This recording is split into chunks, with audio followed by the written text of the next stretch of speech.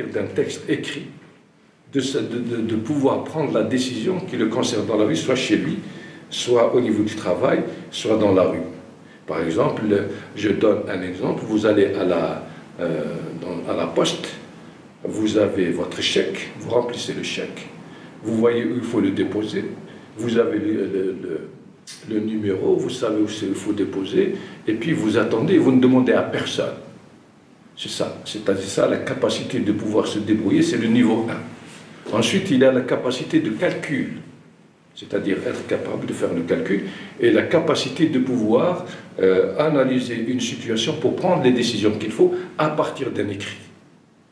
Et c'est ces niveaux-là sur lesquels ont travaillé beaucoup de pays, surtout l'OCDE, l'organisation de l'OCDE, c'est l'organisation de coopération économique internationale, et puis l'UNESCO.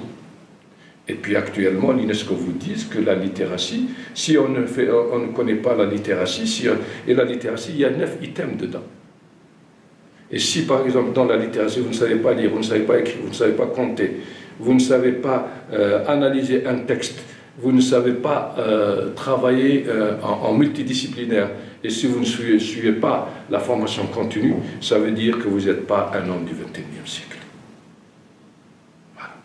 C'est en résumé ça. Alors lorsqu'on parle globalement, alors lorsqu'on remet la littératie médicale, c'est la problématique est la suivante, c'est-à-dire les médecins ne se sont jamais posé la question, est-ce que la personne, le patient qui est en face d'eux, a reçu le message?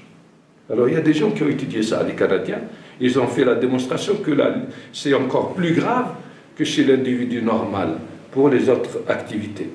C'est-à-dire que lorsque le patient sort du médecin, il n'y a que 55% de la population de patients qui sont capables de comprendre le message qui a été reçu. Ça veut dire 55% ne l'ont pas compris, pas ils l'ont compris. C'est-à-dire qu'il n'y a que 45% qui ont compris. Et c'est ce problème-là pour lequel nous, on n'est pas conscients. Et lorsqu'on parle de ça, ça veut dire qu'il va falloir dire comment nous devons faire pour pouvoir transmettre le message que nous devons transmettre pour une personne qui est profane dans le domaine que nous exerçons. Et quel est le langage que nous devons utiliser pour pouvoir parler le message. Alors lorsque vous êtes dans un pays où il y a une seule langue et puis toute la population parle la langue, c'est relativement facile. Mais si lorsque vous prenez un pays de tradition orale qui n'ont pas la notion de l'écrit et qui ont des langues qui sont différentes de la langue écrite, ça veut dire qu'ils sont totalement perdus.